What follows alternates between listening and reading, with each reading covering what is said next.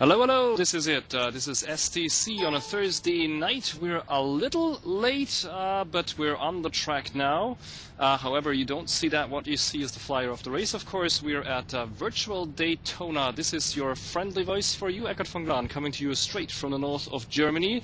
And with me tonight is our famous race director, David Garcia, who is right now sitting in the pace car, so we can't talk to you, but my all-time favorite cameraman is here too, Jose Estrada. Hello, Jose. Hello, Eckart, and hello, everybody. Hello, Travels, again. And while the players are out doing their out lap, two of them today, because they need to sort out the grid, I can tell you about the standings at the time being. A bit about the track before. We're at Daytona. It's an oval track, but it does have a nice infield, which is the track that we are using, and it's also the track that's being used for the 24 hours of Daytona. And so the Doran should really feel at home tonight. Well, we're rushing this a little, the standings, and you see that Gameracer Flat Out Racing is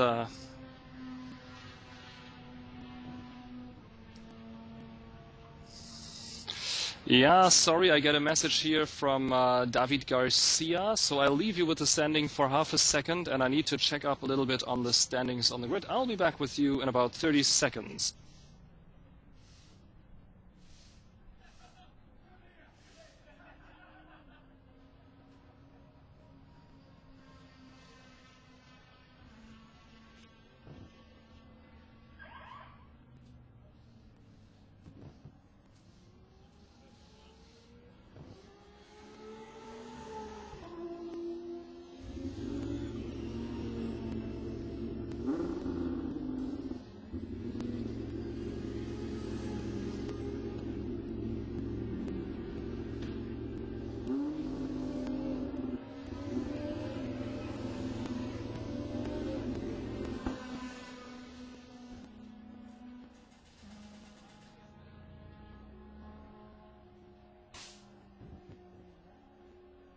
David, it's Michael from Flying Dutchman.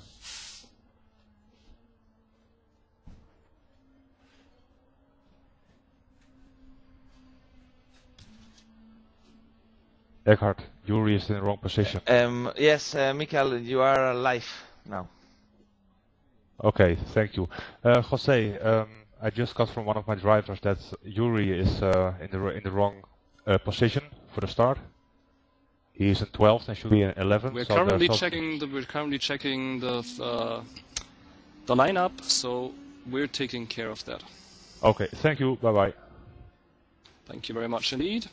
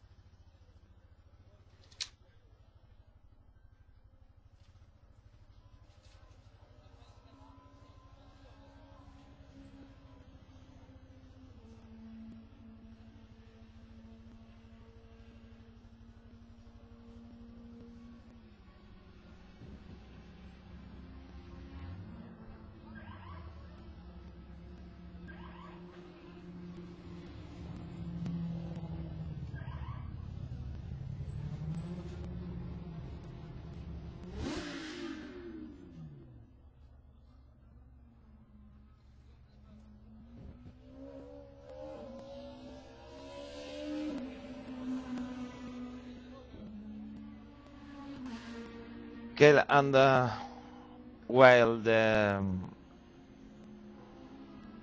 and Eckart are taking care of the right positions in the grid, I think we can take a look to the starting grid. and the teams that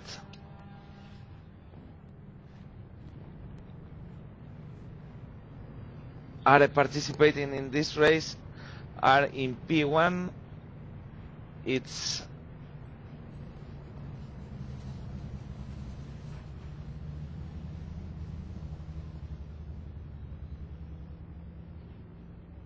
and 1 second, because I'm hearing from Eckhart that he's coming back to the broadcast, so maybe he will be the one doing the grid presentation.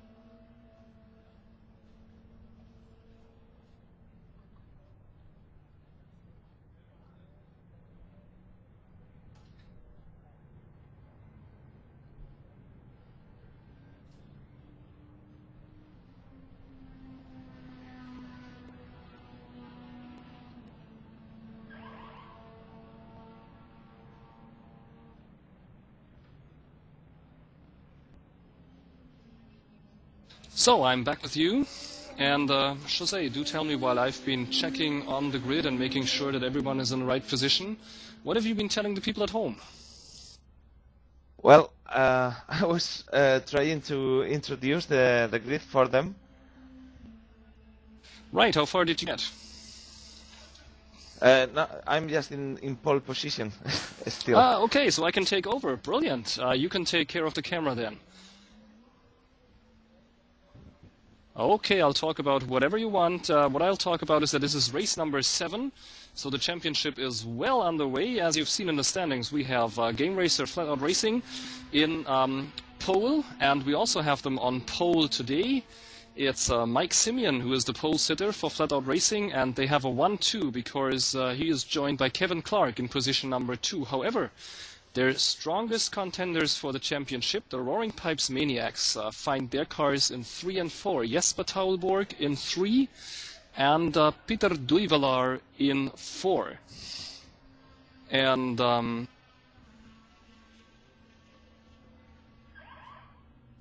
so in 5, I'm doing a very quick rundown now because the race is about to start. In 5, it's Hugo Heckenberg. In 6, Yves Laros. In 7, Göran Johansson. In 8, but he is at the back of the grid because he had to rejoin the server.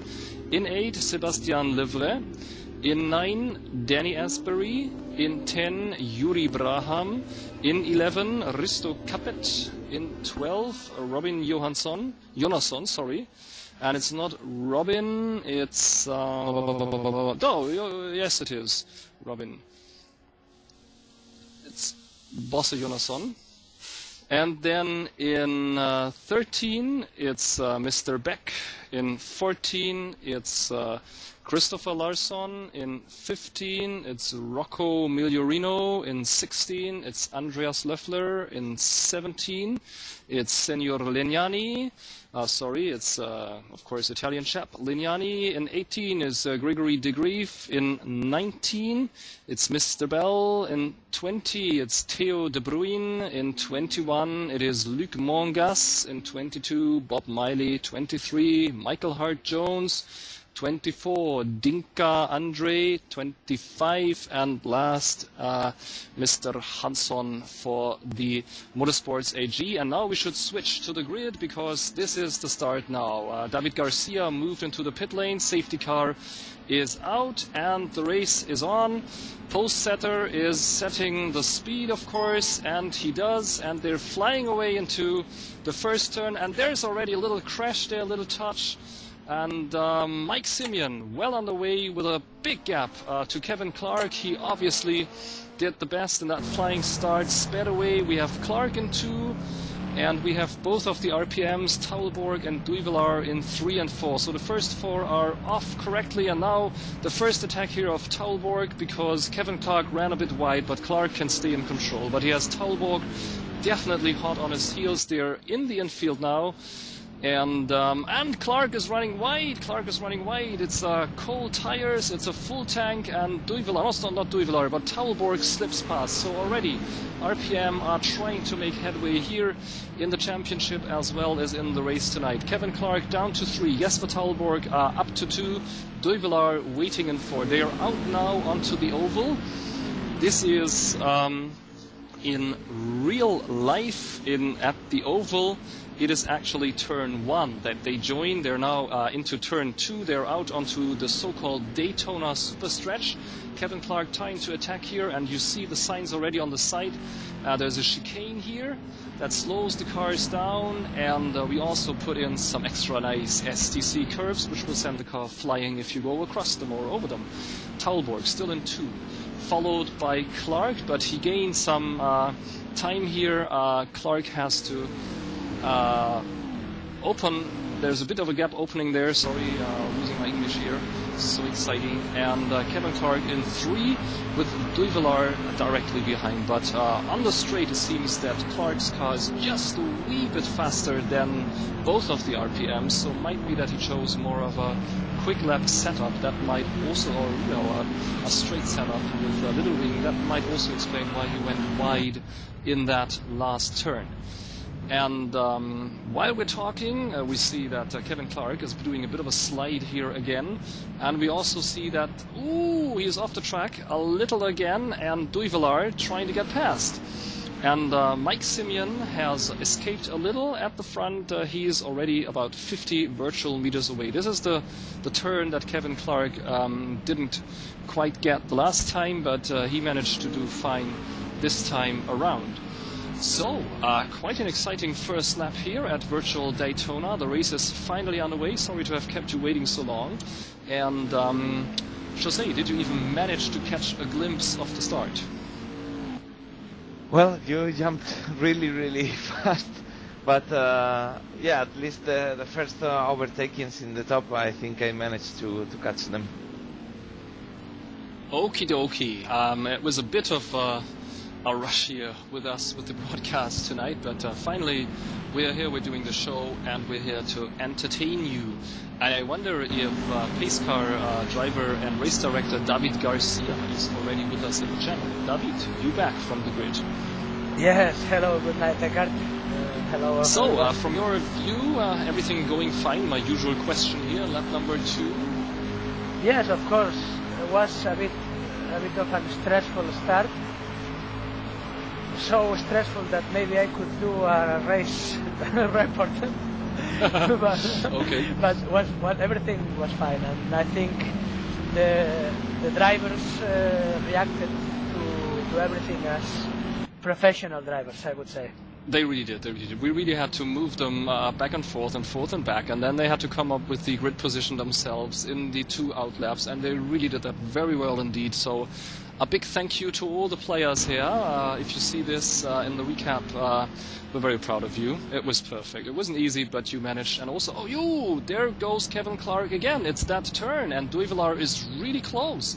And watch how Kevin Clark is definitely causing a bit of a traffic jam here, because Taulborg moving away, and Duivelaar really almost touching the rear there of Clark's car, and the next 5 also stay in touch, and that, according to my list, should be the Misters Heckenberg, Laros, and Levret. So we have a tightly packed bunch there at the top, and Duivelaar making a move here as they enter the chicane. No, he doesn't. I think the way that I see it now, really, Kevin Clark is a bit faster on the straight, so unless he catches the slipstream perfectly, which he is doing now, Duivelaar is definitely the slipstream, so unless he's catching that perfectly, it will be very difficult to get past. But now he really is in the slipstream, and he might make a move as they go into that first turn. He is showing Kevin Clark his intentions. He's moving on the inside. They're approaching the break point, and Duivelaar is passed. Duivelaar is definitely passed in an exceedingly clean move. Little touch now here from Clark, but definitely not a problem for Duivelaar. And Clark has to watch out, because here's Hugo Heckenberg coming. And Heckenberg is close as well, so Clark really under pressure here to hold on, to stick to his positions. To his position, and he's down from 2 to 4, and he's had to let both of the Roaring Pipes Maniacs cars pass, which of course is good news for the overall championship, because with a 1-2 for Gameracer Flatout, we would not have a championship that's been decided, but it would be a bit of a first step towards their first championship here, but Roaring Pipes Maniacs at this point in the race managed to keep everything open, and it looks as if the Flying Dutchman, as if Mr. Hugo Hackenberg is trying to make a move in one of these laps as well. Senor Estrada, with all the action in the front, I think we owe it to our viewers to have a rather quick rundown of the field so that they see if their team actually managed a clean start, if their team is where they used to be in the standings. Should we leave the front top 3 or 4 for the time being and quickly move down the grid? Okay, fine for me. Brilliant. We are in 4 with Kevin Clark, and we move to number 5, Hugo Hackenberg for the Flying Dutchman, and that is where we found him at the start as well. In 6, Yves Larosse, who kept his position 2. That's the Black Visor Motorsports for you. In 7, Dan Asbury.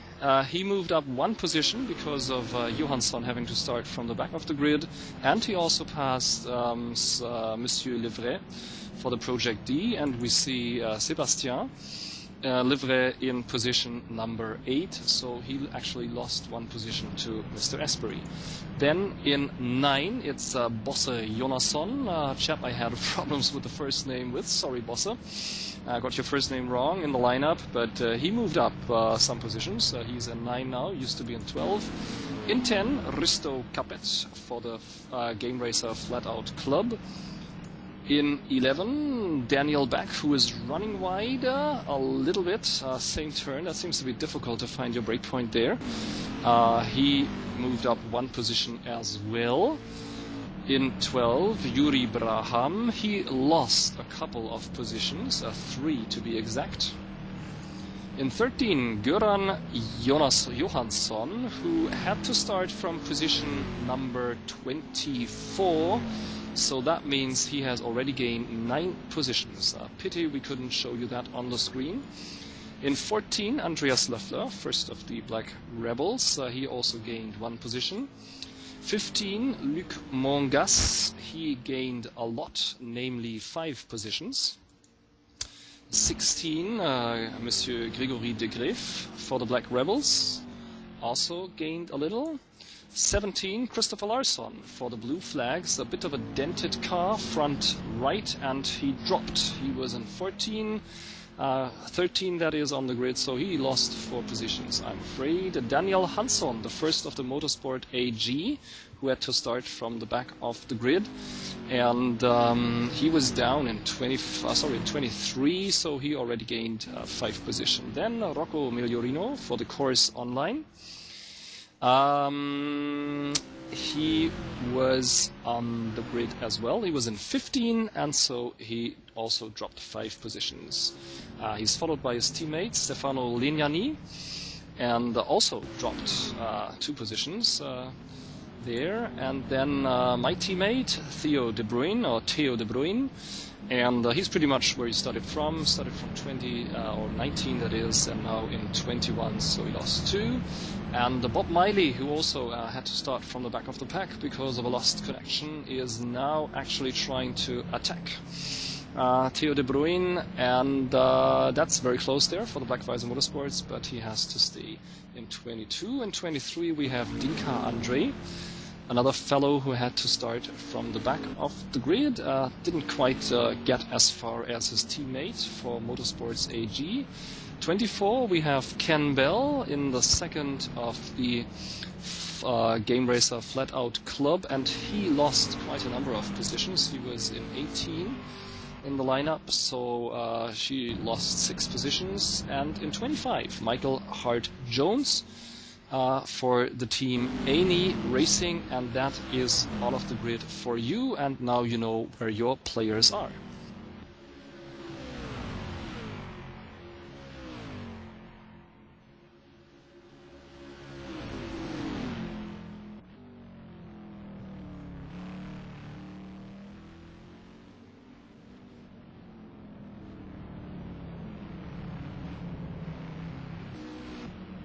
And I pointed my cameraman to positions number 3 and 4, and I suppose that is what you guys are watching on your screens right now. We see Peter Duivelaar of the Roaring Pipes Maniacs, defending like there's no tomorrow against Kevin Clark, who has finally found his rhythm here, the rhythm that so escaped him for the first 2 laps of the game, and now he finally found his speed, and he is definitely causing Duivelaar some problems. There was a really narrow situation right now in the infield, but both players managed to get out of that, and they are now out onto the oval again, out onto turn 1 now, out of turn 2 as well, and down the Daytona super stretch, approaching already the chicane. And Duivelaar sliding through the chicane here, and then sliding again, and ooh, Clark touched that that curb there, that STC special curb. You won't find it, I think, on any of the other Daytona mods out there. And look what happens if you touch one of these curbs. It's nicely visible here because Clark loses something like 100 virtual meters, and Duivelaar has a bit of breathing space as they pass the pit road, and they're out into turn 5 of the oval, which means they're approaching turn 1 of the infield. Eckhart. Yes, David. If I remember right, it was Hugo Heckenberg putting some pressure on Kevin Clark at the beginning of the race in the first laps, and now I find Hugo at position 15, so I wonder what could happen to him. Yeah, I'm afraid we didn't catch that because we were doing a world-famous STC rundown, and there must have been, because he was so close, I suppose there must have been a small tussle.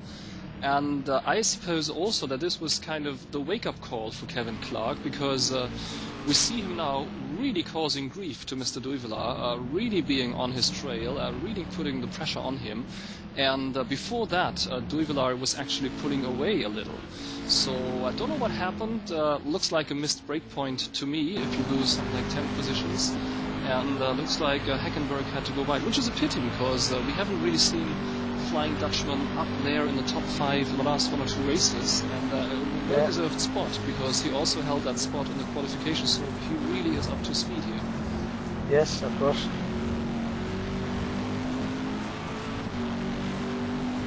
And David, were you responsible for putting those extra curbs into the chicane?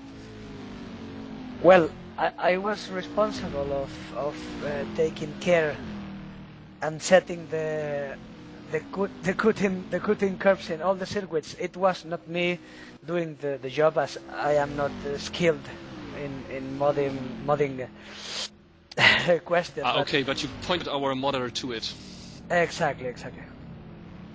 Yeah, they're really yes, nasty. David makes an analysis of the track, and then he tells. He actually made like a comic about every track because he has like 700 modified screenshots with instructions about how to modify, and it really looks like a comic if you see them. Oh, brilliant! You should post one day, David. You should post it. We're gonna have so much fun. And really, so you behaved like one of these chaps who are out there testing all the tracks for places where they can cut without getting a warning, and so that they have a slight advantage in the game, which I think is, well, I don't know, it's like cheating, isn't it? I'm not really a fan of that behavior, and so, but you had to do that then for hours and hours. Yeah, exactly.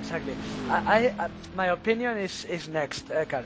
In real racing, drivers used to go to the limits. I mean, if you have an extra meter to go, you will go there because maybe you win a tenth of a second. Yep, definitely. And in sim racing, it is more difficult to set the limits properly because you don't want to get a stop and go penalty because a checkpoint is bad placed. So the best way to keep it under control is placing that high curves, so the drivers know where they can go, how far, you know. Yeah. While we're talking, big fight here for positions 5 and 6. Dan Asbury for Torrent Motorsports, under siege by Sebastian Levret. of the Project D, and I suppose Monsieur Levret is going to make his move now, and yes, he does indeed. And Asbury taking a cautious line, but that sends him onto the grass, I'm afraid. I think he was trying not to move into the turn so that Levret had enough space, but unfortunately that gentleman gesture caused him some problems here. So, change of positions. We now have a new number 5, Sebastian Levret for Project D of France, and we have Dan Asbury for the Torrent Motorsports losing a position down to 6. And Jose, while we're at it, there's a huge fight for 8 and 9 as well, which involves the second of the Torrent Motorsports cars. And you might just say yoo-hoo if you arrive there at 8 and 9, so I know that the viewers see what I see on my screen. I'm there, actually. Oh, brilliant, that's what I call coordination. And we have Bosse Jonasson of the Gubbklubben in the blue and yellow car under heavy pressure from Mr. Daniel Back. Second of the Torrent Motorsports, as I said, a bit too far away for slipstreaming at this point, but he's getting closer. And it really is up to, I think, how you set the car and also how you hit the tarmac here, how you actually stay. Ooh, that was close. I thought we had a bit of an accident on our hand here. Now Jonasson slips a little as he gets out of the chicane as well. He slips a little. Talking of slip, that brings Mr. Back into the slipstream. Daniel Back, and he is about to make a move. I can tell you that, folks. He is really close now. In real life, he would be eating the dust, as they say in the WTCC. And approaching the turn, Jonasson takes the inside, and so the defensive line, and Back has to pull back.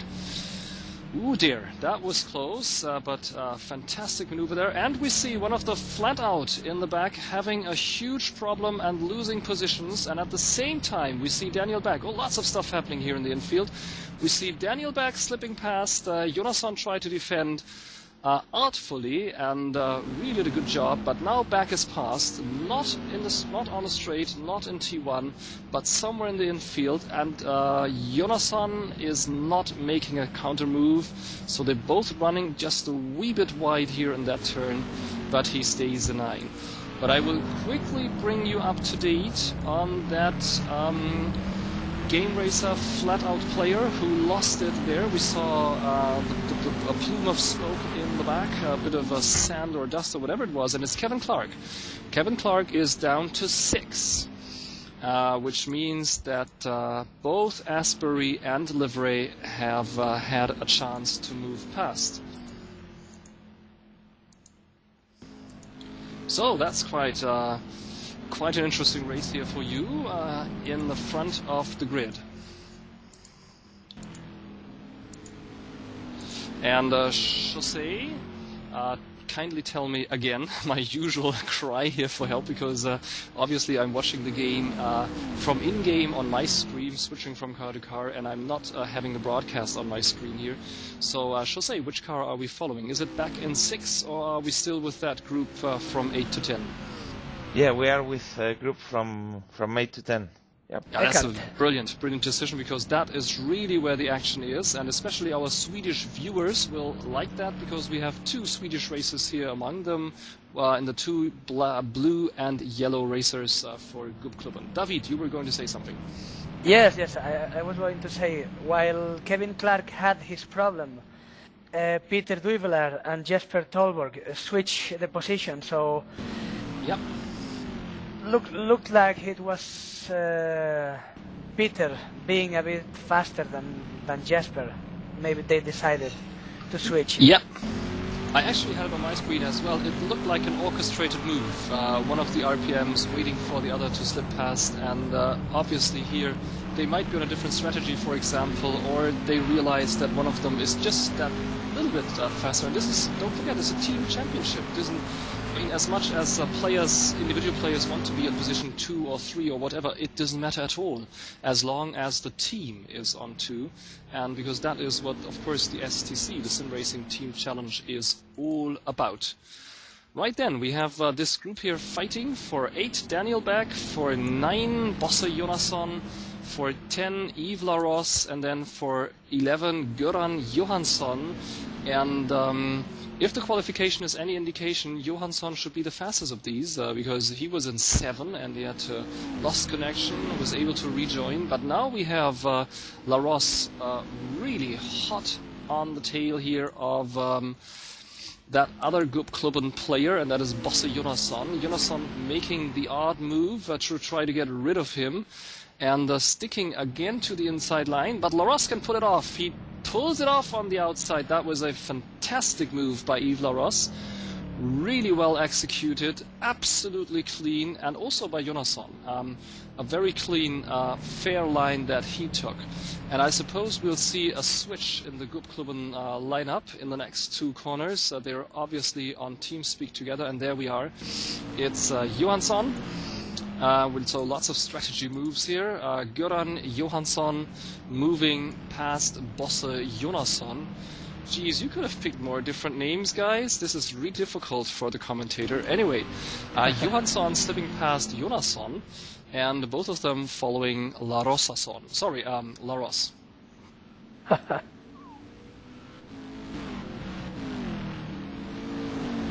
And already we're doing the first lappings here. I can see that Michael Hart-Jones is about to be lapped by this group. So if you see that greenish kind of racer coming up, don't worry, that car is a lap down, being lapped at this point by Daniel Back and by Yves Larosse, and I suppose also by the 2 Swedish guys as well. Yes, Michael making space there for them to move past. Thank you very much indeed. They obviously say in their minds, and so all of these fighting group have moved past, and Chaussee, it's the big fight now of 8 and 9. Larosse is definitely on the move. Larosse on the outside, attacking back. It's Black Visor Motorsports against Torrent Motorsports, and let's see if he can pull off that move a second time. Nope, he can't. Everything must have fit perfectly the first time round, but he is definitely trying to find a way past Ken Beck. Oh, he's all over the place. Yves Larosse putting a lot of pressure here on Daniel, not Ken, sorry, on Daniel Back, and Daniel really having a handful here, defending his position. Yes, David. Okay, looks like the both Gubbklubben cars are on pit. Exactly, they are pitting out right now. That is, let's quickly check my watch. So they're definitely on a 2-stopper. Yeah, they are pitting out together. Position 19 for Bosse Jonasson and position 18 for Göran Johansson. Thank you very much indeed. So what do you think? 2 pit strategy, 1 pit strategy. I would think we have the field pretty evenly cut up for both strategies. From what I heard, both are possible here, aren't they?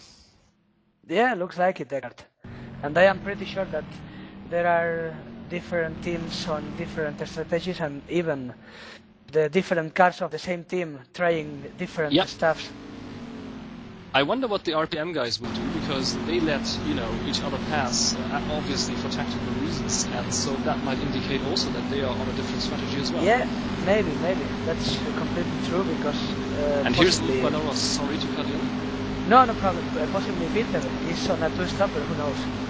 Yep, who knows. And here's Larosse on the inside now, and he will certainly take advantage of that. Mr. Beck quickly looks to his virtual left side. He sees, oh dear, there's a Black Visor Motorsports racer there. I'd rather not move in, but he might make a counter move now in the next turn.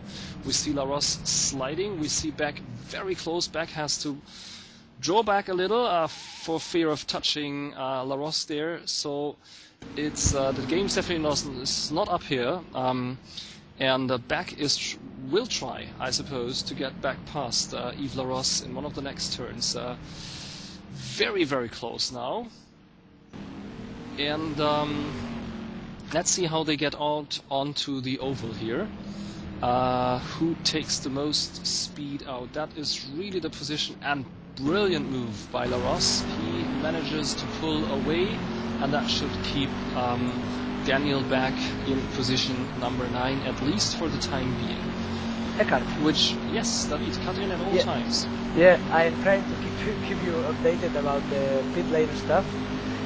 So we have Hugo Heckenberg pitting out right now, and we had already Ken Bell, who made his first pit stop already. And we have more action on the grid. Jose, if you could go to position number 9, please, because we have Kevin Clark off the track again with a mighty banged up car there in the front. He was really closing in on position number 6. That was Sebastian Levret. But now he is actually, I think he crashed and he is going back. Let's see if he's pitting. No, he's not. He's staying in the race, but his right looks really banged up in the front, so he obviously should have some serious problems now. And look at that racer. He really has problems just hoisting it around the corners, and so that was pity we couldn't quite catch it on the screen. I just saw the smoke there, and I thought, ooh, there's something going on. So Kevin Clark down to 7, and while we were talking, the fight between Beck and Larosse is far from over.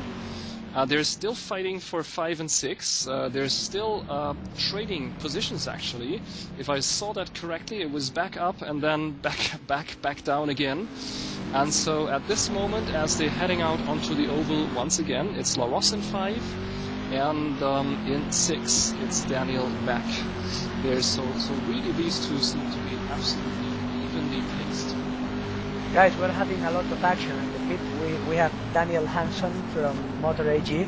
We have Risto Capet from Gameracer Flatout Club pitting out right now. We had already Yuri Braham at pit. And we have also Danny Atbury, who was on 5th position and he pit out on position 13. Okay, and we have his teammate, Daniel Beck, doing whatever he can to get past Yves Larosse, and now the problem is solved, because Larosse goes into the pits. Ooh, Eckhart, I'm glad he didn't make a move. Yes, please. Mike Simian on pit. Oh, that is also very interesting, of course, because he was the race leader. That means we have a new race leader. That's the Roaring Pipes Maniacs' very own Peter Duivelaar. Kevin Clark at pit as well. Yeah, and I wonder if he is, maybe you want to check for us, David, if he is actually repairing the front, or if he can go on with a car that is that much smashed up. I couldn't. I will take a look on it. Thank you very much. It's Duivelaar in 1, and it's Jesper Taulborg in 2. Now this would be the ideal time to get some Motec data from Duivelaar's tires. I wonder what they feel like. I wonder what strategy we will see unfold here as the game progresses. As the game progresses. Duivelaar down the long straight and approaching the chicane. Into the chicane, nice little drift, second little drift, and oh, perfectly done. What else do we expect? It's the Roaring Pipes Maniacs on the job here, and now out onto this next turn, next banked turn. And David, what's the news from the pit? Did he repair? No, Kevin Clark have still the same damaged nose on his car, and Yves Larosse pit out on position 15, and we have as well the both Course Online teams, Rocco Migliorino and Stefano Legnani at pit. I think, Eckhart, the only teams that didn't have a pit stop at the moment are RPM and the Black Rebels, I would say, and Project D. Right. Well. It might also point to one sort of setup being more generous to the tires than the other setup, because obviously people swap setups in the teams, so it might be that the Maniacs have found a setup that is a bit easy on the tires, whereas the Gameracer Flatout are running a setup that is a bit more, well, demanding, let's say demanding on the tires.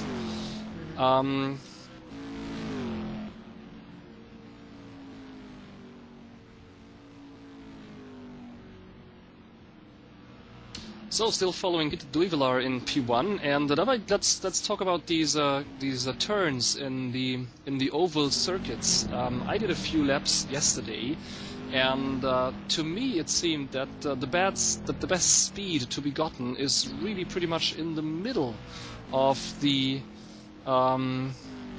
line, really. I'm amazed at seeing many of the players taking an approach where they are more at the bottom of the turn. And now we see Duivelaar pitting in. So what is your experience with the Doran here at Daytona? Which line do you prefer? Higher up on the bank or lower down?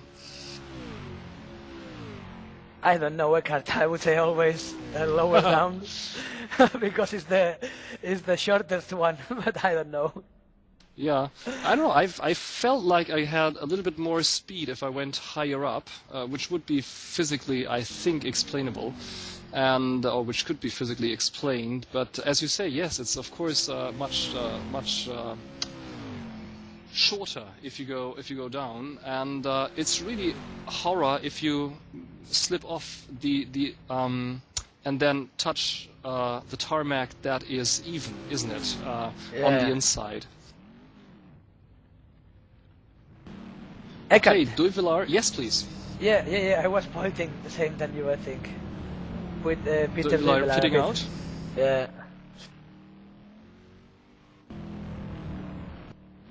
Yes, but he will exit the pit lane after Mike Simian. So Flat Out Racing will keep the first place. Not only after Mike Simian, because if I am right, Danny Asbury already stopped and is in front, and yep.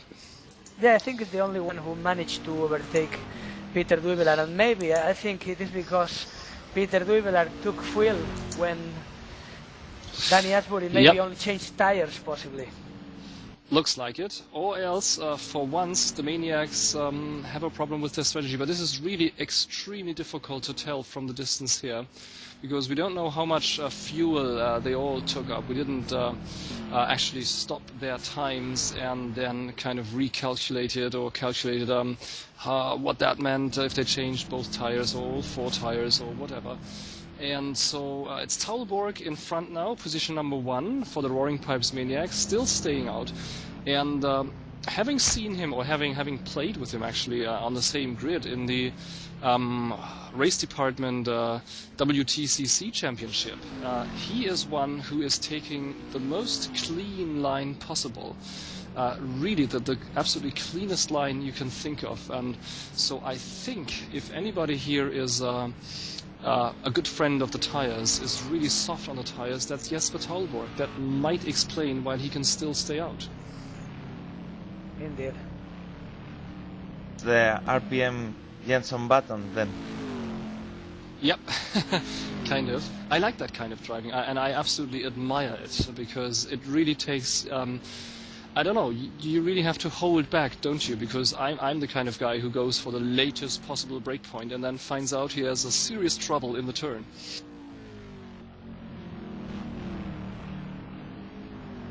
Okay, we have Gregory de Grief at pit, and Andreas Loeffler, the second TBR car, already made his pit stop a lap ago.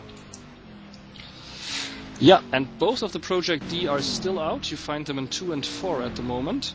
Mangas in 4 and Levret in 2.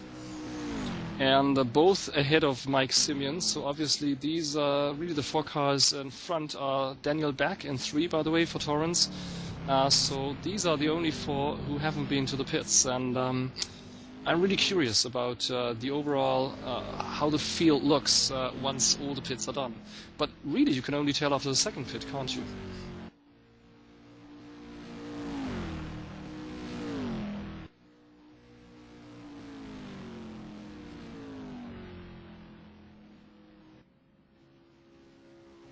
Well, David, do you have access to the live timing and can tell us how many more minutes of the game we still have to go?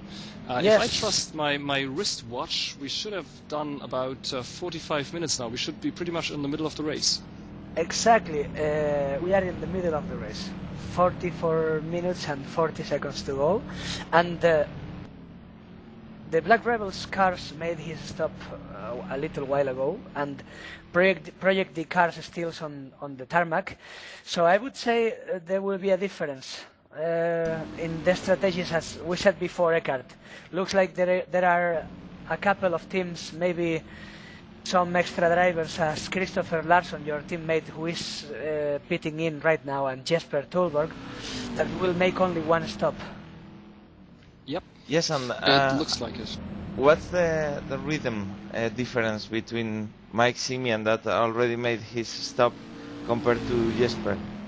Well, Who's Mike faster? Simian made his fastest lap of the race a lap ago, so it means he's quite fast on the new set of tires. When Jesper Taulborg is 3 seconds slower per lap right now, but 3 remember, seconds. yeah, but remember, I think he will have to make only one stop, and Yep. Mike Simian made his stop. Well, I am not sure about that. I don't know what strategy are they following. It looks as if Simian will do kind of a late second stop, at least if I were in his shoes, and just trying to figure out what kind of strategy he might use. He might go for a stint on one of the soft tire compounds for the last one, and then, you know, do a really short stint the last one. I might be totally wrong, of course, but because I'm definitely not playing at his level. But my amateur opinion would be that we will see him pit rather towards the end of the game, and then come out and do some really fast laps, setting the fastest lap time along the way. However, I agree with you, David, that it looks as if the one-stoppers, I mean, if I look at the speed that Taulborg can still keep up here, that the one-stoppers might have an advantage, because also pit lane is really very long indeed, isn't it? I mean, not the entrance, but the exit takes forever. Yeah, you are right, Eckhart. And right now, the window from Jesper Taulborg, the gap from Jesper Taulborg to Mike Simian is 41 seconds. Impressive. So let's see if a new pit stop is enough to cut that distance. Yep, I'm seriously wondering. It might indeed be a very close affair in the last lap, so we'll have to watch that very closely. By the way, Eckhart, yes, we have the first Project D car pitting in. It's Sebastian Levret. Okay, he was slowing down in the last lap. Yeah, exactly. Yep. It can be a reference, Eckhart, to know how many time it takes, and more or less where Mike Simian or Jesper Taulborg will be when he pits. Yep, definitely. So let's watch that very closely.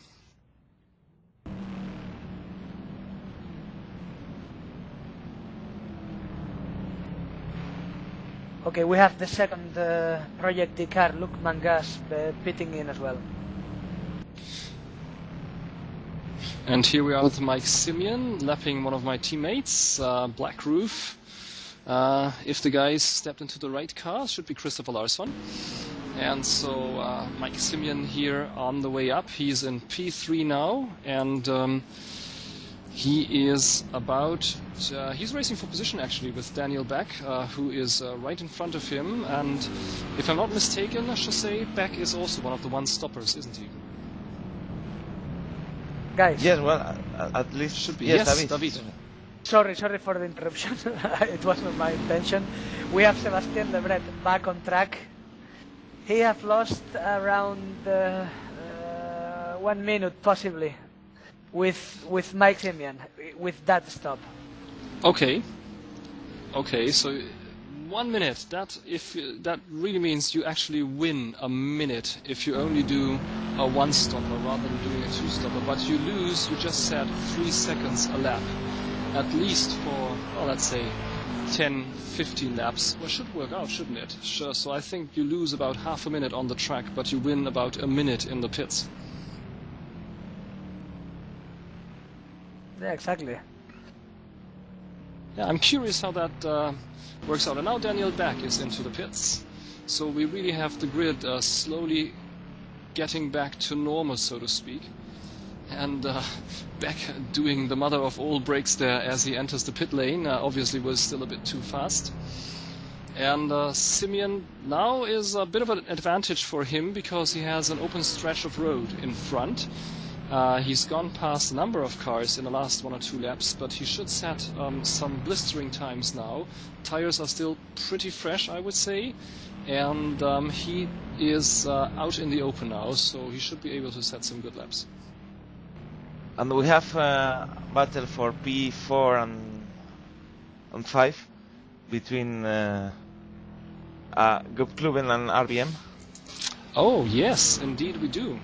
It's Göran Johansson in 4 for the Gubbklubben, and don't forget, he is the chap who started in 25. Now that is what I call the comeback of the race, and Johansson defending here against Duivelaar, and looking at the qualification times, they were in 4 and 7, so they are not totally evenly matched, but they're pretty much on a par, these two. So that is going to be a really interesting fight, and it's not as if Johansson is holding up Duivelaar here. We've seen that you can actually get past on this track here. So let's see what Duivelaar does. If he can slip past in the brake zone now. Ooh, trying a move there, but realizing it won't do. And now speeding out of the... and he stays very close. Duivelaar stays very, very close to Johansson. So again, I suppose he's in the slipstream as they rush down the long straights of the Daytona high-speed oval and approach turn 1 of the infield. They're now approaching 5 of the oval, which is opposite of the pit lanes, and Duivelaar touches the infield a little. Now he's on the inside.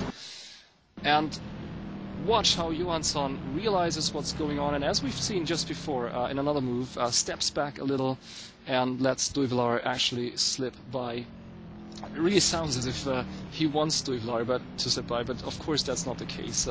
He realizes there's no way I'm going to stop this chap in that corner, and Duivelaar slips by. So yeah, Duivelaar back in 4. Yeah, remember, Eckhart, that we are clearly in the case of 2 cars with different strategies. Peter Duivelaar is in a clearly one-stopper when Göran was the first car stopping on the race. So possibly his tires are in worse situation than Peter's one. Yeah, definitely. And also they might be on a totally different fuel weight here. We have no clue, of course, how much virtual fuel they're carrying with them, but it'll definitely influence the performance of the car. And as you can see, Duivelaar pulls away, not easily, but well, you can notice a difference here in speed. And I agree with you totally, David. I would actually put it down to the tires. Yeah. And folks, Jesper Taulborg still stays outside, and he is involved now in some heavy traffic. Jose, you might want to show us this. He's surrounded by other people, and due to his tire problems, and they must be really shot by now, actually people who he should really get past easily do pose a certain problem to him. And of course these guys get the blue flag warning and they will get out of the way, but you can see that they manage to stick behind Jesper Taulborg. Like that Project D player there behind him. Let's quickly find out who he is. It's Luc Mangas, and I've been following these two for a lap now, and Mangas just can take the speed, and so in fact it looks as if Mangas could slip by, which he's trying to do now, so that really will cost Taulborg some speed, won't it, David? Yes, of course, of course. But remember, Taulborg is still on the... Oh, he's pitting in, looks like it. Oh, brilliant. I was about to say that Luc Mangas was on fresh tires and Taulborg was definitely. On his first set. Yeah, but it just goes to show how worn these tires must be by now. So let's see where he rejoins the race. Let's simply stick with him while I count down the people who pass him. He's refueling the car right now. The engine is stopped. Yes, and Mike Simian should pass him any second now. There he is. Mike Simian is passed. Mike Simian is back in the lead, and he's also back in the infield at the moment. And Dan Asbury is the next one up for Torrent Motorsports. So Torrent Motorsports move into position number 2 in, and they're from the United States of America, aren't they, David? Sorry, Eckert, repeat. Torrent Motorsports, are they from the United States of America originally? Yes, they are. So it's kind of a home race for them, isn't it? Yes, so, and I would say Motorsports... it is as well for Danny Asbury, Eckert. Oh, he's an American chap as well, isn't he? So Duivelaar in 3 has slipped past, Johansson in 4 has slipped past, Bosse Jonasson has slipped past, and Taulborg about to rejoin the race now. There's a Motorsports AG racer coming up, but he is a lap down. So he rejoins in 6, and I'm really curious to see how that story unfolds. And I wouldn't bet on it, but I have, I don't know what, my stomach or my little left toe or whatever tells me that Taulborg will leave Daytona as the winner. What's the difference between him and Mike Simian now? Because if Simian has to make another pit stop, and we pretty much know the needed time to make that pit stop, we can figure out the real race situation. Jesper is right now, looks like they have reversed the situation because he is 43 seconds behind Mike Simian. Ooh, it's gonna be close. Yeah, exactly, gonna be close, but remember, there is Peter Duivelaar that possibly is going to one stopper as well, and he is 20 seconds from Mike Simian. When Danny Asbury is making his pit stop, he was second, and he is at pits right now. Asbury. Yep. Asbury pitting in, which puts Göran Johansson in position number 3, and I can't say often enough, this guy came from 25. And he is now in 3. That must feel absolutely splendid. And Simian in the lead, Duivelaar in 2, Johansson in 3. So we have quite a bit of a change to the original lineup on the grid here. And this is, of course, what good sim racing is all about. So while we're watching the drama unfold here, David, the Doran and Daytona, that's a bit of a match made in heaven, isn't it? Yeah, exactly. In fact, I think it is the Doran who has the track record, if I am right. Yep. Real life. If I'm not mistaken, the firm actually built it for the Daytona 24 hours, didn't they? Yeah, possibly. I can't confirm it because I really don't know it, but of course it is one of the races. They go yearly, year after year to compete. I think it's the most important event in the Grand Am series.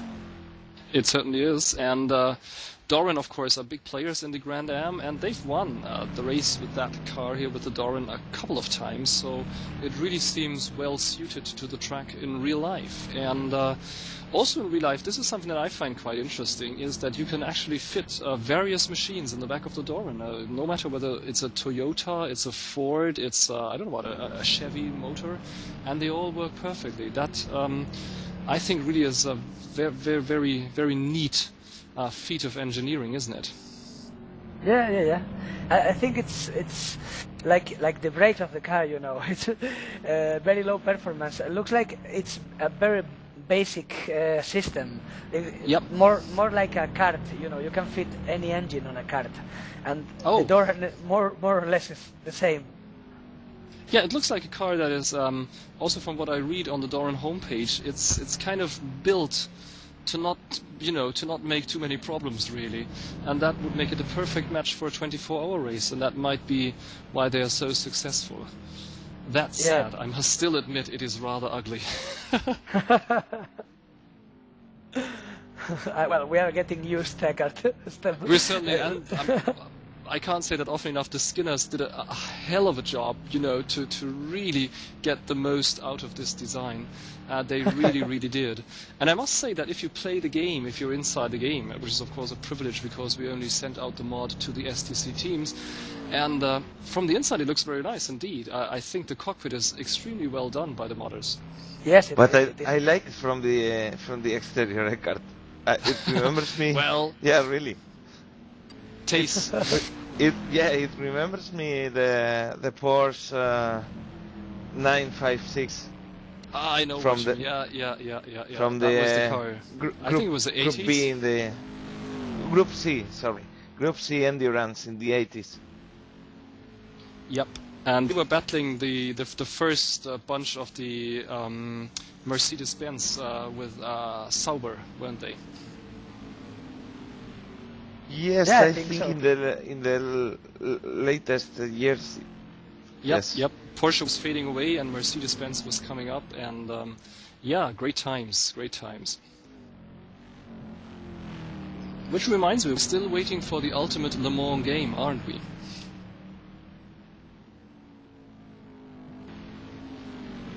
I mean, not a modded title, but a real Le Mans game that would take all the Le Mans activity into account, you know, with weather and pit stops and a full grid of 70 or so cars. I think if that happens, most sim racers will probably die of a heart attack.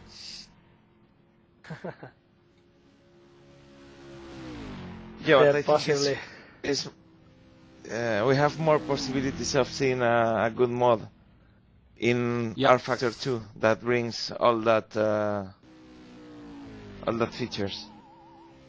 Yes, if and when R Factor 2 is on the market, but again, my little, toe tells me we might be in for a certain wait still. Yeah, I think the same. But, you know, the work is underway. There is people modding. Yep. STC is moving afterwards as well, trying to get everything ready when the sim comes out. Oh, brilliant! There is a lot of stuff moving already, even if the game is not there, and even if we know, we will have to wait. Okay. Waiting also is Göran Johansson because he's pitting in right now. Yes, please. Mike Simian at pit. Pitting out right now. Pitting out. While we were blubbering away, Simian pitted and Taulborg is way past. I'm just checking position number 2, and Taulborg is way past Simian. Simian gets out, I would say 15 seconds down, roughly. 15 seconds down to Taulborg. Yeah. 23. Oh 40, my goodness. 43 seconds. That is worse than we expected. However, he now has fresh tires and not much fuel in the tank, so he might go for a really, all-out push in the last laps. And I'm really curious about Peter Duivelaar, if he will do a slap and, do a very short second stop, or if he will actually stay out as well the whole race. Yes, this is one of the things we don't know. At the moment, Peter Duivelaar and Jesper Taulborg, P1 and P2 for RPM. If that keeps being like this until the end, will be a blast of a result for the Maniacs. Yep. They will be happy maniacs, and you don't want to meet a happy maniac after 11 o'clock tonight. Might be a fearsome sight. Well, and while we're talking, Duivelaar goes into the pits. Duivelaar is in the pits. You are right, Eckhart. And that puts Taulborg back into the lead. If my mathematics are right, Peter Duivelaar should pit out in position 4, following Mike Simian. Yep, that's about where I would put him down as well. Sorry, not put him down, more put him in. Let's see.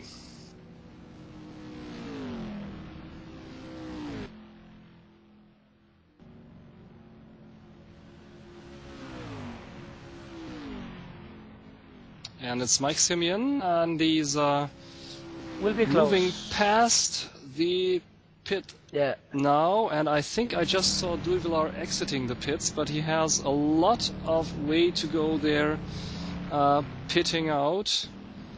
And Simian is in 3, and Duivelaar is definitely in 4. No, there's quite a bit of a distance between them actually. So Simian in 3, Duivelaar in 4. I suppose, Jose, with all these pits going on, it's time for a rundown of the full grid, so people and plus me know what's going on. Shouldn't we do a rundown from top to bottom? I just did, Eckhart. Well, you were. Oh, you just did. Talking. Thank you very much indeed. Yes. Where are the blue flaggers? I shouldn't talk so much. Anyway, I'll go and check the blue flaggers myself. So if I'm silent for the time being, it's because I want to check on my team. It's Christopher Larsson, position 14, Eckhart. Thank you very much. Theo De Bruyn, position 24. Okay, sounds good. They're both still in the race, and Christopher 14, that's a good result. It's exactly where he was at the beginning of the race.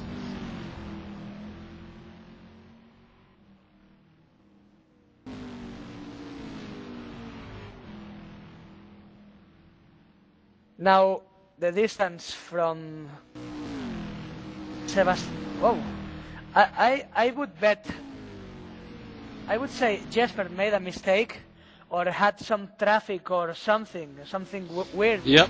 Because Sebastian Levret is 2 seconds behind him, and Mike Simian, that was 20 seconds behind, is right now 9 seconds behind Jesper Taulborg.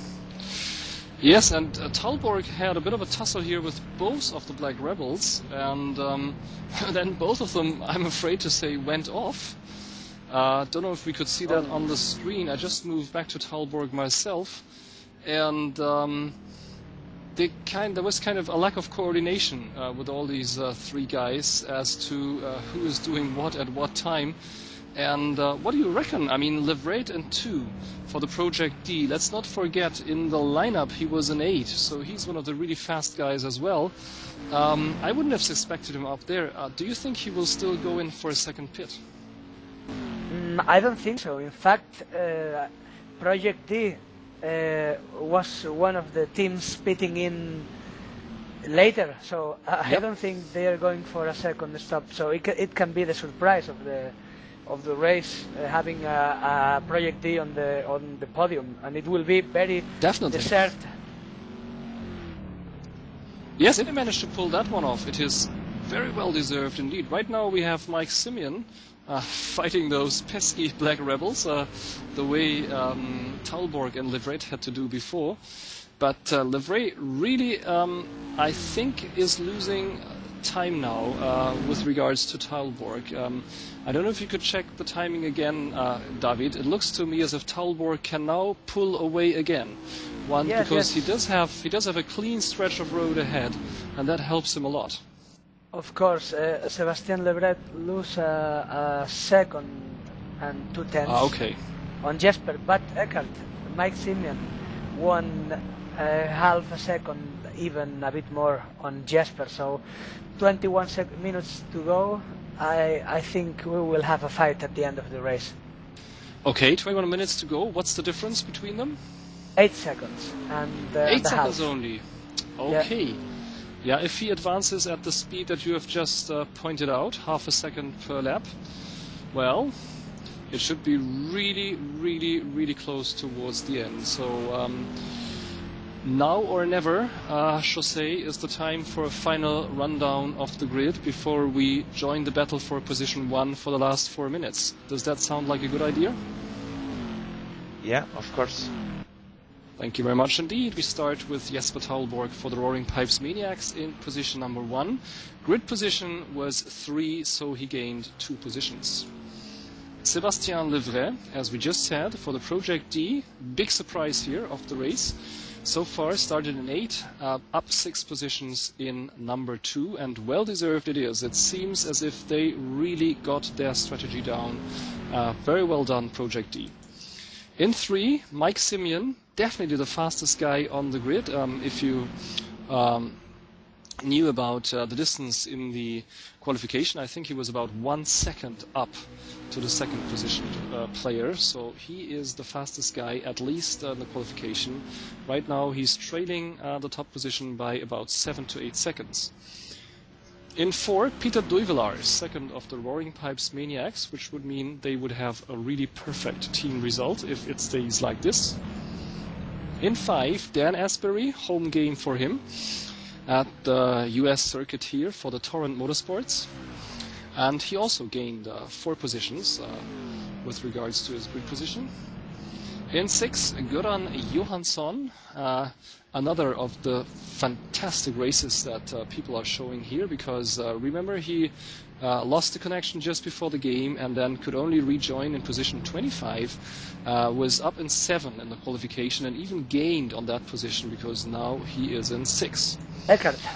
Yes, please. Sorry for the interruption, but we had Kevin Clark, who started the race really at the front of the pack. Yep, position he 2.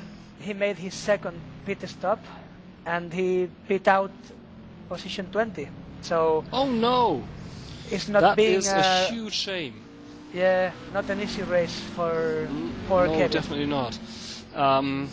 Oh dear, very sorry there for Team Gameracer Flat Out, because they haven't lost their second car, but it's really down a long way now.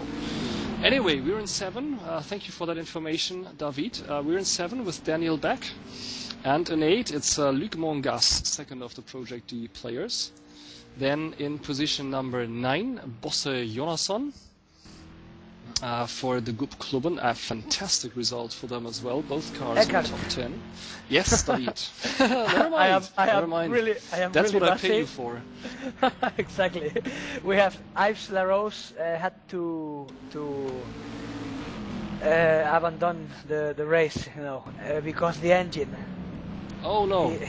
And we had both course online racers on pit for the second time right now. Okay, so that's the first DNF. This seems to be a track where people actually stay with us for a long time, and even we all know that the engine of the Doran is quite sensitive, even under those conditions. And now we're in 10 and 11, I hope still, because we just saw Risto Capet overtaking. And moving into 10, overtaking Yuri Braham of the Flying Dutchman. So I must quickly finish my rundown here so we can get to the top positions for the finish. In 12, Hugo Heckenberg, second of the Flying Dutchman, followed extremely closely by my teammate Christopher Larsson. Go, Christopher, go! You get him! Oh, sorry. Just getting a bit carried away here. Every time I see one of the blue flag cars, it kind of happens. Anyway, 14, Gregory de Graaf for the Black Rebels. Not your best day tonight, Rebels, I'm afraid. And Daniel Hansson for Motorsport AG, following him very, very closely indeed. So we have close fights here in the last 10 minutes. Dinka Andres, second of the Motorsports in 16. Bob Miley, also one of the guys who had to start from the back because he got disconnected. And 17, Kevin Clark, there he is, already up to 18 again, but with a hugely smashed up car still in front. Andreas Leffler, another really smashed up car. Gee, he has to pay something for that. In 19, Rocco Migliorino for the course online in 20. Theo de Bruyn for Team Blue Flag Racing. Go, Gio, go! In 21, sorry folks, and 22, Stefano Legnani, the second of the course online. And that's all the players we have in the game, so somewhere along the line we lost Michael Hart-Jones, I'm afraid. I didn't see him leave on my screen, but he's no longer with us. So 22 players still in the game means we lost 3 players due to technical problems either in the virtual car or in the real world. And Jose, are we back with position number 1? Yeah, exactly, Kat. Well, at the moment, the difference between Jesper Taulborg and Mike Simian is 5 seconds and a half, and Mike Simian is already second. He overtook Sebastian Levret. Yes, while we're doing the rundown, and Simian then in 2. And do you also have access to their last lap times, so that yes, you of see course. the difference? Oh, that's great. Of course. What are they? Mike Simian made a 43.5, 43.0, around 43 and a half in the last 4 laps. When Jesper made a 43 high, 44 low. Well, that's not too far apart, isn't it? Well, it is not, but it would be enough to catch up. Close for the gap. Mike. Yeah. Yep. How much time do we have left? 14 minutes. Okay, at 140 a lap, that should make about 10 laps, roughly. Well, 8 rather. So, that is going to be really, really close. We see a blue flagger there, that is Theo de Bruyn. And Jesper Taulborg just now lapped him, and the Simian will definitely lap him as they go out onto the oval or approaching that chicane brake zone there. So, well, Mike Simian, you're on the move, and you might just make it. And if so, really we must say that both strategies tonight were good strategies, weren't they? 4 seconds between them right now, Eckhart. Thank you very much for the update. So Simian is definitely moving in, but let's see how well Taulborg can defend. We've seen that he, and just watching him here, it's just amazing how clean that man can move the Doran through all the motions here, through all the paces. But let's see how he can defend against Mike Simian. And we all know Mike, he is in full control of what he's doing as well, so he might make one of these surprising moves that then pay off.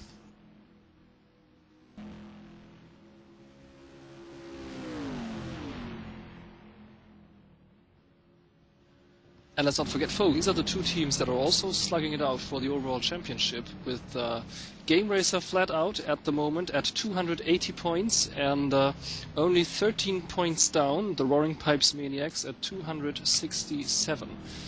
And with Kevin Clark so far down the grid, while Peter Duivelaar is somewhere in position 4, 5 or 6, I think the Maniacs might still carry the day, even if they lose the race. Yeah, of course, it will be a very good result for them, being 2nd and 3rd.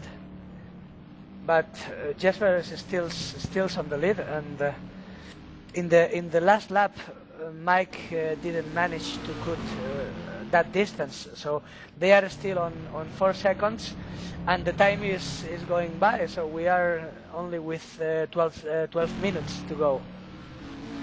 And yes, there's and a by huge battle now in P3 and 4 between Duivelaar and Sebastian Levret.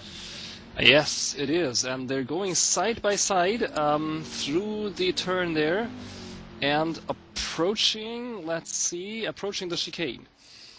Approaching the chicane, Duivelaar moving past Levret now. So it's 1 and 3 for the Maniacs, and poor Theo de Bruyn, he's in the thick of things.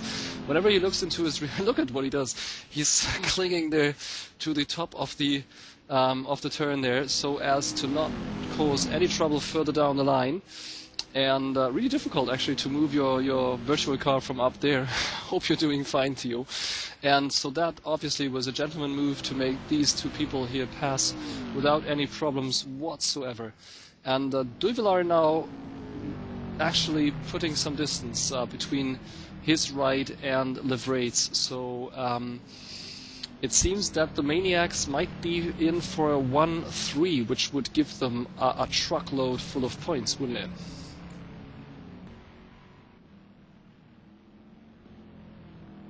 Yeah, exactly, Eckhart. And it's the difference between Mike, Simian, and Jesper the same. It's still 4 seconds. No. It's a bit less. In fact, Mike Simian is having visual contact with Jesper since a while ago, and they are in 3 seconds right now. Well, that is what I call close, 3 seconds. And don't forget, we have a huge slipstream, or a huge opportunity to slipstream here on these long straights. However, this goes for Mike just as well as it goes for Jesper. So in case Mike slips past, there's always the possibility that Jesper, you know, does the same the following lap, if he manages to stay close. But from what I see, just, you know, just judging by sheer instinct, Taulborg will manage to pull it off, but it will be extremely close.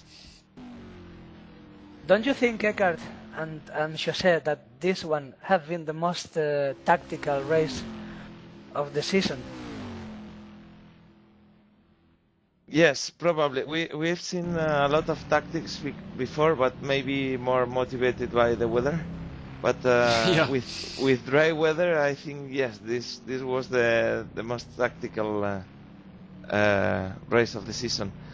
And they seem to be really close now, like 1 second gap. 2 seconds Oh, no. and 4 Yeah. tenths. Yep, 2.5. So, and Taulborg, I mean, look at this guy. Even though he's under full pressure, and we've had 84 minutes or so of a game or of a race, you know, he is still doing these amazing clean lines. It's just breathtaking the way he can handle that.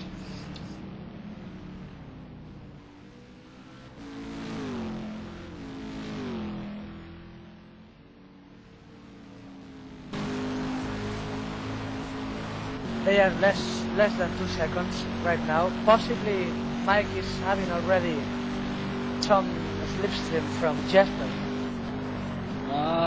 Don't think. I think with my experience from the Doran at Bahrain, to really catch the slipstream, you have to be rather close. Indeed, or I didn't feel it, but at least I could feel it only once I got well within striking distance to the guy in front, which hardly ever happens. Okay. But still, these long straights, they're inviting for slipstreaming, and if Mike can move into the slipstream, it's going to feel very good for him. He's going to be really on top of things then. And we've seen that you can actually pass somebody on the outside of that turn 1 here of the infield. We've seen that happen before. And so that might be a position. And ooh, look at Taulborg. He is having serious tire problems now, because we've seen him slide back, slide forth, and Simian, I think, gained a whole second in that maneuver. It is 7 minutes to go, and I think we are reaching that moment of the race when you need the best of your tires. Yep. To keep your position. We are reaching that moment. And I think I need to talk my little toe, which told me before that this is going to be Taulborg's big win here. I'm beginning to reconsider. Yeah.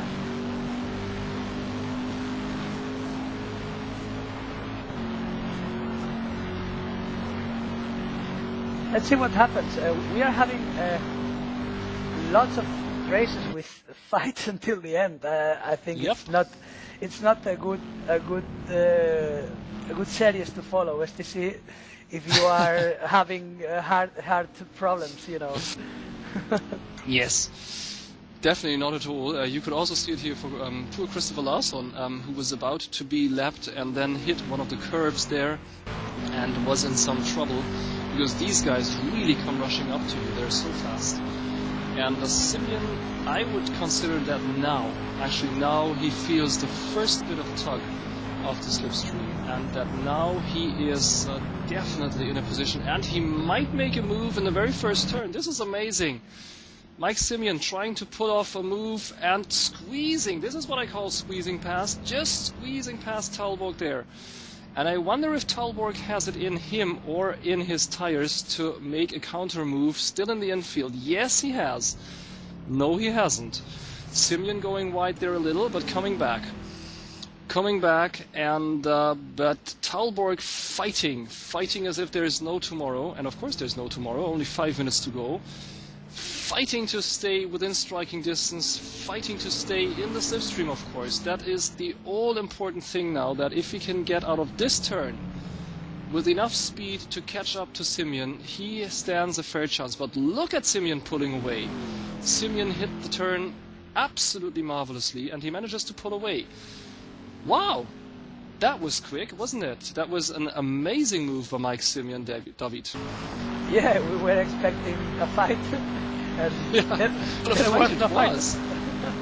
Well, it was a fight for 2 turns. They were going side by side, but also extremely conscious racing of both of these players, isn't it? They were really, they really knew what was going on. Yeah, of course. I think that maybe Jesper have been a bit wise and taking care of the overall result of the team. Yep. With a second and a third, there was no use on risking his race for a win, because the win is ending with both cars on the podium. Yes. I couldn't agree more. That's also, and it's only a lap away that we saw this maneuver, and look at the distance already between them. So really, Taulborg with the tires in a far worse state than Simians. And I also agree with you. I think that there were 2 thoughts possibly on his mind. Thought number 1, oh damn, I'm gonna lose this race. I must stay in front. And then that other voice coming up, hang on, it's a team event. We're still in 2 and 3. Take it easy, Sonny. Yeah, possibly it was that voice was one of the RPM guys telling him in speak. Yes, I can hear Bram in the background. Yes, Yeah. sir, you're not causing us any trouble, are you?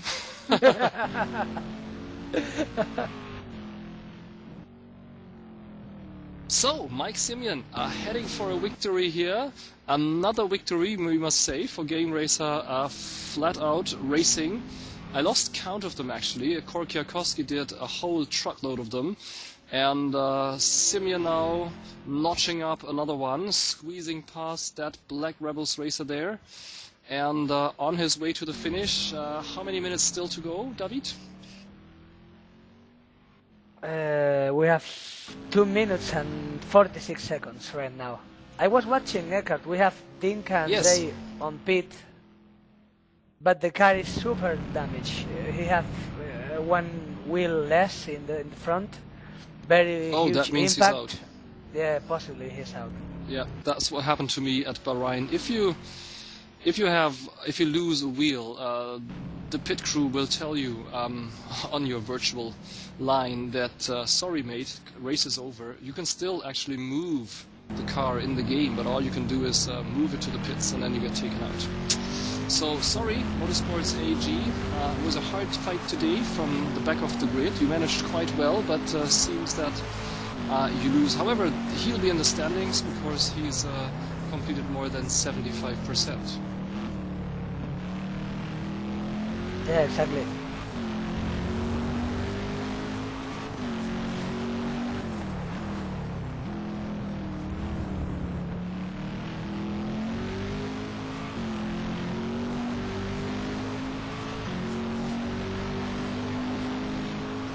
So, time for a rundown of the race, so to speak, and a little comment on the race while we see Mike Simian here approaching the start and finish line for the very last, well, second to last time. Once he's crossed the start and finish line, we will be in the last lap. And Jose, from your position as a cameraman, if you had to do a quick recap of the race, highs and lows.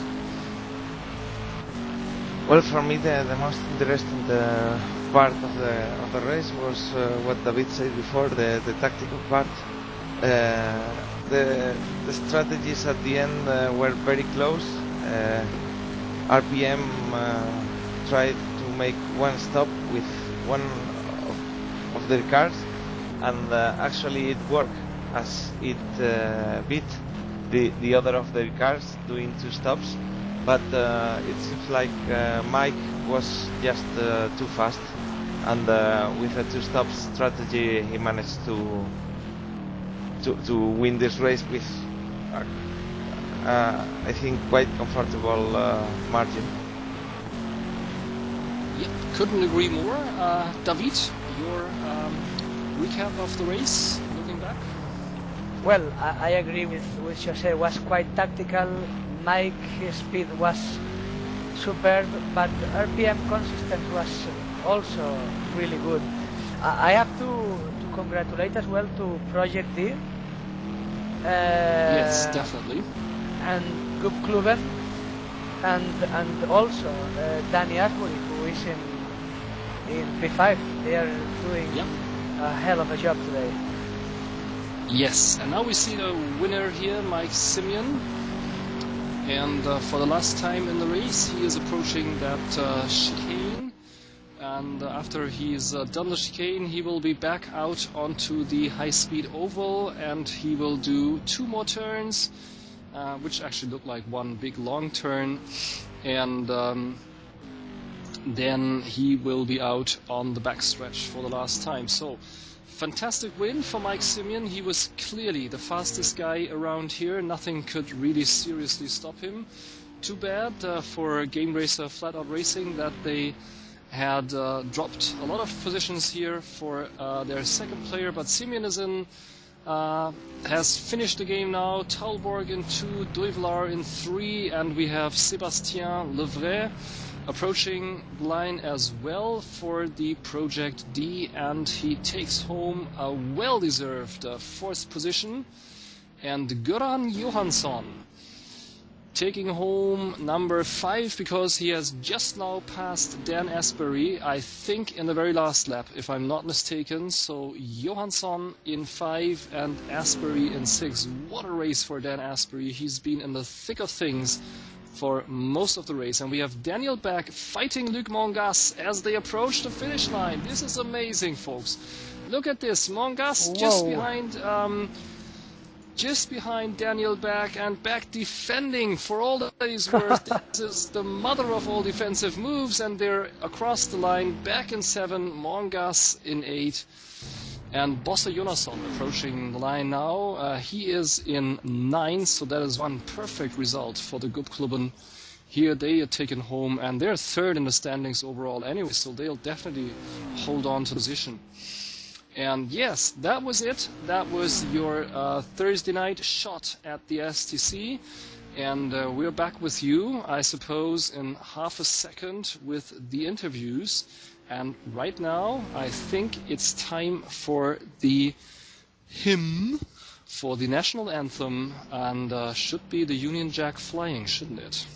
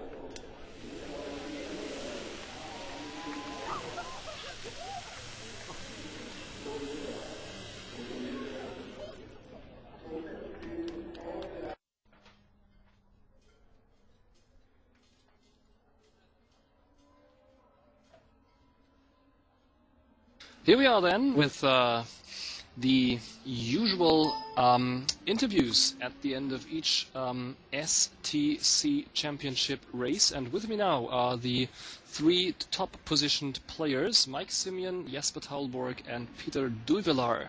Hello guys. Hello mate. Hello. Hello. So, Mike, of course, the honor is yours. Congratulations to a superb win. David and Jose convinced me it was all about the tactics today. Is that true? Well, yeah, I'm not sure. I'm not sure whether 2-stopper was the right decision, but I made it work in the end. But it was tough in those last laps. I wasn't sure if I was going to catch Jesper, but you know, I went for it and you know, made some nice moves and you know, made it to the end in first place. Yeah, you definitely had the speed. I mean, we saw that in the qualification. You were almost a second faster than the second positioned. And how did you feel about the big problems we had at the beginning of the race with back to practice and back to qualification again and back to practice? Was that possible? Was that difficult for the nerves? Well, a little bit, mate. But you've just got to pay attention to your race and just don't let it bother you and just stay calm and cool and you know, once it starts, you know. Okay. So, Jesper, that was a superb show by you, and my little left toe put you down as the possible winner, but I'm afraid I have to talk to my little left toe now because it was wrong. And how did you feel about being overtaken by Simian with something like only 3 laps to go? It was alright.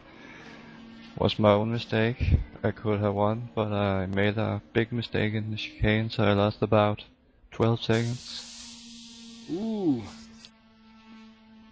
So that was one big one, but you didn't touch the wall or anything, so the car was okay after that mistake. Yep. All right, and it looks as if your tires were really giving out on those last laps. We saw you slide a couple of times, which is something which we hardly ever see with you. They were all down on 35%, so... Ooh, 35, sounds bad. And Peter, last of the podium finishers, congratulations to position number 3. Good result for the Maniacs, isn't it? Yes, sure it is. With position 2 and 3, I think we have a good result. If I'm correct, I think we're also now back in the championship lead, so draw a very good result. Race. Right, so I've just now seen that also, thank you Peter for that quick take there. I've seen now that we've moved also one of the Project D racers to the interview. Usually we only do the top 3, but we thought that Sebastian Levret, you did a heck of a good job today. You came from not way down in the grid, but down in 8, and you ended up in 4. How did you manage to do that? Yeah, I think we have a good strategy to only make one pit stop. When I saw the other make their pit stop in between lap 10 and 20, I thought that we can do a top 5. I tried to make no mistake. I make only one little mistake, and unfortunately I have also a screen freeze during 10 seconds at the exit of my pit stop. But without this one, I will finish the 4th, so it's not a problem. But I have just a screen issue. But it was a nice race, nice battle. Against Mike and Peter, it was impossible to resist because they are so fast.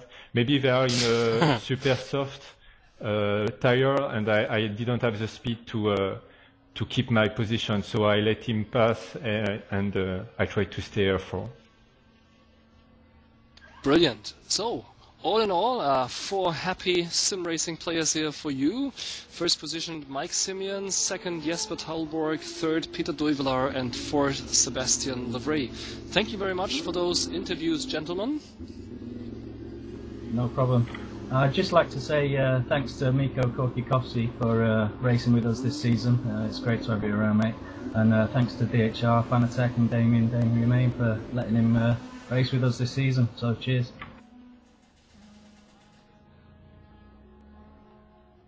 Okay, famous last words from Jesper, Peter and Sebastian before we wind up the broadcast. Anything you like to tell the viewers?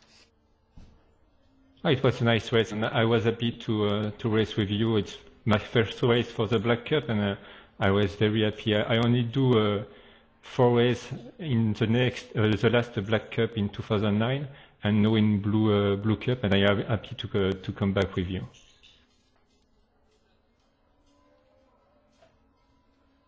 Thank you, and the both Maniacs, last words from you? Well, as always, it was an honor to be part of a race of STC, so I hope to see you back soon. I think it will be Interlagos that I will be back again, so I hope for another good race then. Thank you very much, and the final words go to Jesper, who we thought for a long time would be the winner. Thanks for doing this, hosting the server and all this. Thank you. Okay, there we go. Big thank you, of course, to Jose, who made it happen again, as if by magic. Thank you very much, Jose. Thanks to you, Eckhart. And of course, thank you also to David, who kept us all updated on the pit results and as race direction put up a great grid here and a great show. Thank you, David. Thanks to you, Eckhart, especially for all the stress at the beginning. You helped a lot, and it was a pleasure again. All right, so everybody's happy, and that was your Thursday night fix of sim racing brought to you by the STC. I think we'll see you again next week, and the track then is the last thing that we'll disclose tonight. And David, it's up to you to tell us where we are next. I say goodbye for the night, and see you next week. Yeah, we are moving to Interlagos very, very soon. And see you there, guys. Goodbye.